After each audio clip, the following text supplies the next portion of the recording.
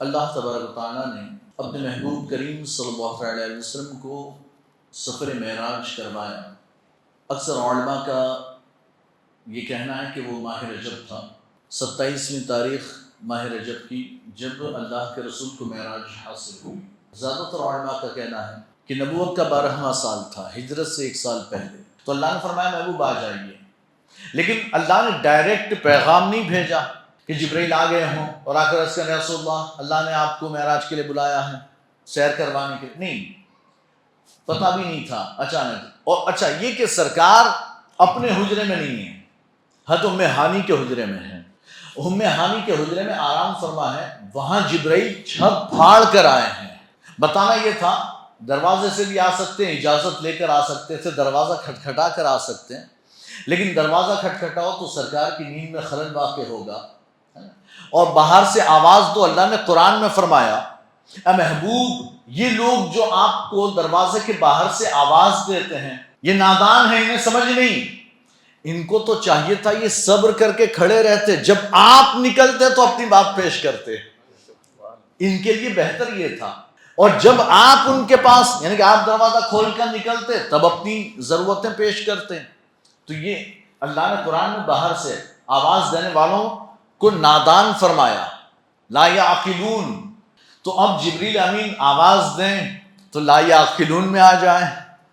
اجازت کے لیے سرکار آرام فرمائیں تو دروازہ نہیں کھٹکھٹا سکتے، آواز نہیں دے سکتے، تو اللہ نے پہلے انتظام کر دیا، اے جبرائیل میں تیرے لیے آسان کر دیتا ہوں، اپنے محبوب کو ان کے حجرے سے نکال کر ام ہانی کے گھر لے آتا ہوں۔ اور اب سرکار کو بیدار کرنا ہے تو اپنے لبوں سے بیدار کرتے ہیں، آواز دے کر نہیں، بلکہ اپنے لبوں کی ٹھنڈک آپ کے قدموں کو پہنچائی تو سرکار بیدار ہوں۔ اور یہ چھت پھاڑ کر آنے میں مقصد بھی یہ تھا کہ جس طرح آنے میں دروازے سے آنا نارمل ہے اور چھت پھاڑ کر آنا یہ غیر نارمل ہے، تو کہتے ہیں ایسے ہی معراج کوئی نارمل بات نہیں ہے، یہ کوئی عام بات نہیں، یہ خاص بات ہے۔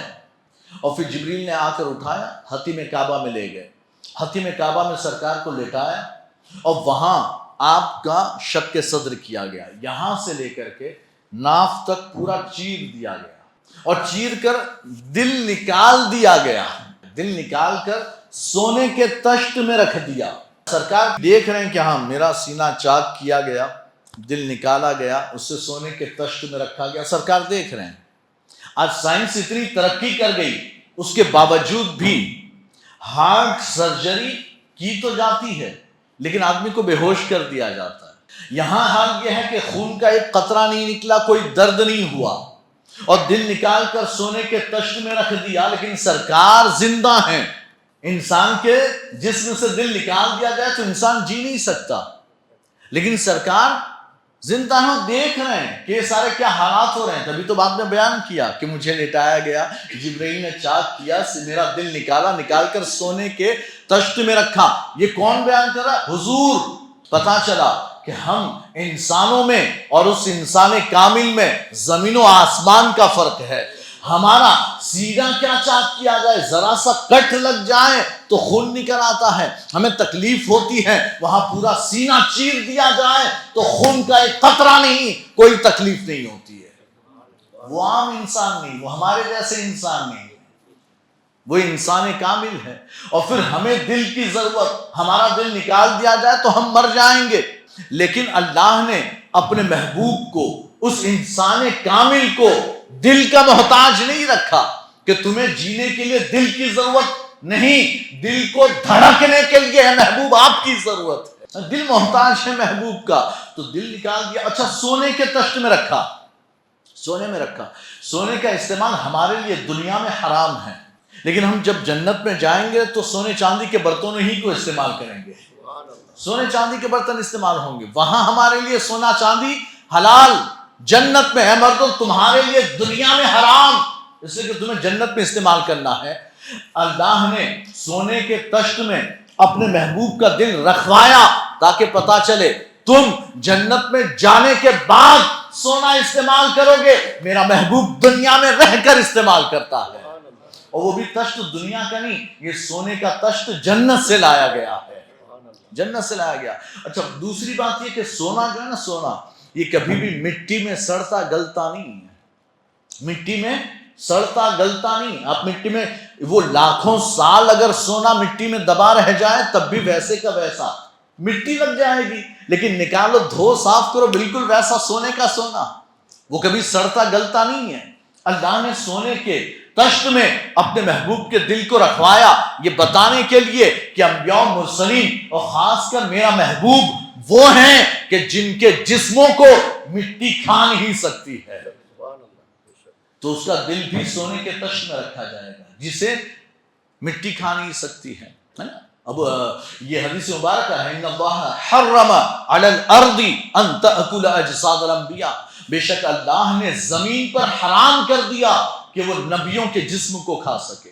رسول اللہ کا دل بھی اس سونے کے تشت میں رکھا گیا، پھر اسے آب زمزم سے دھویا گیا اور آب زمزم سے دھو کر اسے چیر کر دل کو چیر کر اور پھر اس کے اندر علم و حکمت بھری گئی اور بھرنے کے بعد پھر ویسے ہی بند کر دیا گیا تو جیسا تھا ویسے کا ویسا ہو گیا. اور پھر جبریل امین نے دونوں کو ایسے سینے کو ایسا جوائنٹ کیا تو سینہ بھی جوائنٹ ہو گیا، ٹانکے لگانے کی بھی ضرورت نہیں پڑی. اور پھر اللہ کے رسول کے لیے براق کی سواری لائی گئی، اور براق کی سواری کہاں سے آئی؟ یہ بھی جنت سے آئی. تم جنت میں جانے کے بعد سارے کام کرو گے، جنت کی ساری چیزیں استعمال کرو گے، میرا محبوب دنیا میں رہ کر جنت کی چیزیں استعمال کر سکتا ہے. یہ انسان کامل ہے، یہ ہم جیسے انسان نہیں. انسان تو اسی لیے اعلیٰ حضرت فرماتے ہیں سر تاب قدم، سر تاب قدم شان ہے یہ، انسان نہیں انسان وہ انسان ہے یہ. ان جیسا انسان یعنی ان جیسا انسان کوئی نہیں، ایسے انسان ہے یہ. ایمان تو قرآن تو ایمان بتاتا ہے انہیں، ایمان یہ کہتا ہے میری جان ہے یہ. تو اللہ کے رسول صلی اللہ علیہ وسلم کے لیے اب براق کی سواری لائی گئی، وہ بھی جنتی سواری. اچھا، اللہ کے رسول کے لیے یہ کمال پیش نہیں کیا گیا، سرکار کے لیے یہ بھی ہو سکتا تھا کہ زمین کو سمیٹ دیا جاتا، زمین کو لپیٹ دیا جاتا جیسے اولیاء کے لیے ہوتا ہے. تو یہ مکانی اولیاء کے لیے کیا ہوتا ہے؟ اولیاء ایسا چلتے ہیں 10 قدم چلے تو 1000 کلومیٹر دور پہنچ گئے، 10 قدم چل کر 1000 کلومیٹر دور کسی اور ملک کسی اور شہر میں پہنچ گئے. یہ اولیاء کے لیے ہوتا ہے. اللہ چاہتا تو اپنے محبوب کو بھی یہی. تو یہ مکانی زمین کا سمٹنا یہ اپنے محبوب کو عطا فرماتا، لیکن اللہ نے فرمایا وہ تو اس امت کے اولیاء کا کمال ہے. اے محبوب آپ کا کمال یہ ہے کہ آپ کے لیے جنت کی سواری لائی گئی، اور جنت کی سواری کا عالم یہ ہے کہ یہ براق جہاں تک نظر پڑتی ہے وہاں اس کا ایک قدم پڑتا ہے، جہاں تک نظر پڑتی پہنچتی ہے وہاں اس کا ایک قدم پڑتا ہے. وہ اتنی تیز رفتار. اور براق کے ذریعے کیوں؟ اے محبوب آپ اپنی قوت و طاقت سے جائیں تو لمحے میں بیت المقدس پہنچ جائیں، لیکن آپ کو لمحے میں پہنچانا نہیں ہے، آپ کو تو سیر کروانی ہے، آپ کو تو سیر کروانی ہے. تو اللہ تبارک و تعالیٰ نے براق کی سواری بھیجی. اب سرکار براق پر سوار ہو کر تشریف لے جا رہے ہیں. اچھا، براق وہ بھی جیسے ہی سرکار کے سامنے پیش کیا گیا، سرکار کو دیکھ کر مستی میں آیا، بالکل ہلنا آیا، ہل گیا، بالکل مچل گیا.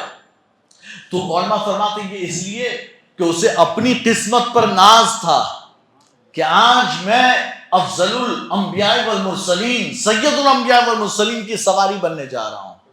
تو خوشی کے مارے وہ جھوم اٹھا.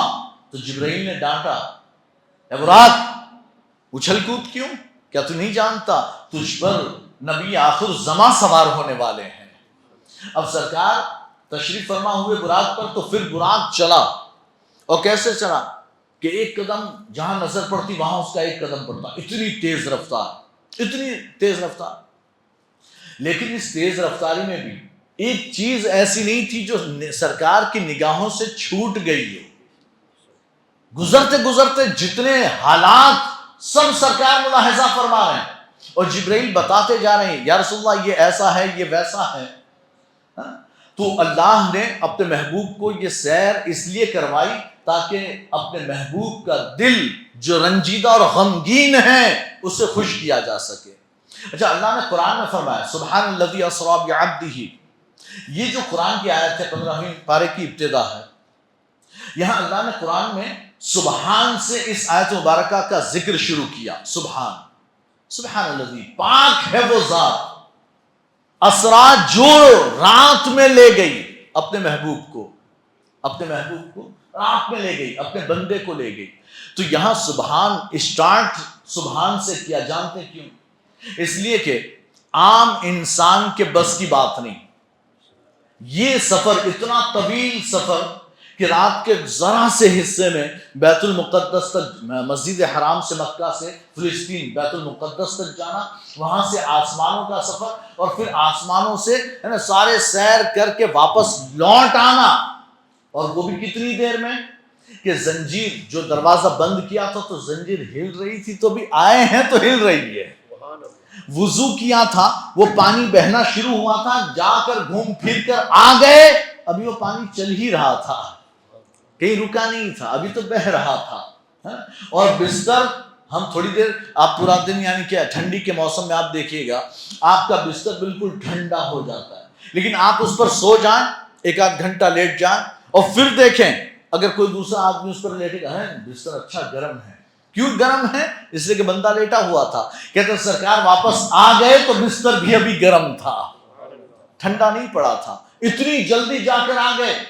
تو کہتے ہیں یہ کسی انسان کے بس کی بات نہیں. تو اللہ نے سبحان کہہ کر پہلے ہی بتا دیا، وہ لے جانے والی ذات ہر عیب ہر نقص سے پاک، وہ بے عیب ذات ہے. وہ اللہ کی ذات وہ بے عیب ہے. اگر وہ نہ لے جا سکے، انسان نہ جا سکے، یہ اس کا عیب ہے، اس کی کمزوری ہے. لیکن رب نہ لے جا سکے، یہ اس کا عیب ہے، یہ اس کی کمی ہے کہ اللہ بھی نہیں لے جا سکتا. مخلوق ہو کر نہیں جا سکتی، لیکن وہ خالق ہو کر نہیں لے جا سکتا.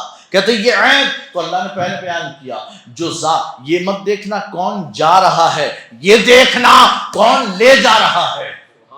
کون لے جا رہا ہے؟ جب تمہاری نظر اس بات پر ہوگی نا کہ محبوب گئے، حضور گئے، جب انسان پر نظر ہوگی، بشر پر نظر ہوگی، اللہ کے رسول پر، تو کوئی سوچنے والا سوچ سکتا ہے ایسے کیسے ہو سکتا ہے. یہ جنگ احد میں بھی گئے ہیں، احد تک گئے تو اتنا وقت لگا، یہ فلاں مقام تک گئے، وہاں تک گئے تو اتنا وقت لگا. لیکن یہ کہتے ہیں مسجد اقصیٰ تک جا کر آیا، آسمانوں کی سیر کر کے آ گیا، اور وہ بھی اتنے لمحے، رات کے ذرا چند سیکنڈوں میں یہ ساری سیر. کہتے یہ ماننے والی بات نہیں. کہتے تو جانے والے کو مت دیکھ، لے جانے والے کو دیکھ. جب تو اسے دیکھے گا تو اس کی قدرت و طاقت کا عالم یہ ہے کہ وہ ایک لمحے میں ساری کائنات کو ادھر سے ادھر کر سکتا ہے. وہ ساری کائنات کو ادھر سے ادھر کرنا چاہتا ہے، اگر چاہے تو کر سکتا ہے. اور اس کا نظارہ، اللہ کی قدرتوں کا نظارہ تم قیامت میں دیکھو گے. اللہ کے رسول نے پہلے دیکھ لیا، تم قیامت میں دیکھو گے. اللہ ان پہاڑوں کو، اتنے بڑے بڑے پہاڑ، یہ ہمالیہ پہاڑ، ہم سارے انسان مل کر بھی اگر دھکا مارے تو ہمالیہ کو اپنی جگہ سے ہٹا نہیں سکتے، ایک اینچ اب ہم ہلا نہیں سکتے. لیکن انہی پہاڑوں کو، اور صرف ہمالیہ نہیں، دنیا کے سارے پہاڑوں کو وہ اللہ تبارک و تعالی قیامت کے دن اڑا دے گا، روئی کی طرح اڑا دے گا. روئی کی طرح، روئی کی، جیسے ہمارے یہاں روئی اڑتی ہے ایسے پہاڑ اڑ جائیں گے. اللہ آسمانوں کو چٹائی کی طرح لپیٹ دے گا، زمین کو لپیٹ کر سائیڈ میں رکھ دیا جائے گا. یہ جو ہماری زمین ہے یہ لپیٹ کر سائیڈ میں کر دی جائے گی. ہماری قیامت میں جو زمین ہوگی وہ تو تانبے کی زمین ہوگی، وہ الگ زمین ہوگی، ہے نا. تو کہنے کی بات یہ، وہ اللہ اپنی ان قدرتوں کا نظارہ کہ ایک سیکنڈ میں پہاڑوں کو روئی کی طرح کیسے اڑانا یہ میں جانتا ہوں، یہ میرا پاور ہے. زمینوں کو کیسے لپیٹنا، آسمان کو کیسے لپیٹ دینا یہ میں جانتا ہوں. لیکن اے لوگو، اگر میرا یہ پاور تمہیں دنیا میں دیکھنا ہو تو میرے محبوب کی معراج دیکھ لو. محبوب کی معراج دیکھ لو کہ میں اپنے محبوب کو چند سیکنڈوں میں ساری کائنات کی سیر کروا سکتا ہوں. اللہ نے اپنا پاور دکھایا. اور اسی لیے آیت کی ابتدا کی سبحان سے کہ اس آیت مبارکہ میں مسجد حرام سے مسجد اقصیٰ تک کا سفر بیان کیا، اور یہ اتنا ہی بیان کر کے اللہ نے اسٹاپ کر دیا، آگے کا ذکر بیان نہیں کیا. صرف اتنا ہی، مسجد حرام سے، پاک ہے وہ ذات جو اپنے بندے کو لے گئی. مسجد حرام سے مسجد اقصی تک، بس بات ختم ہے نا؟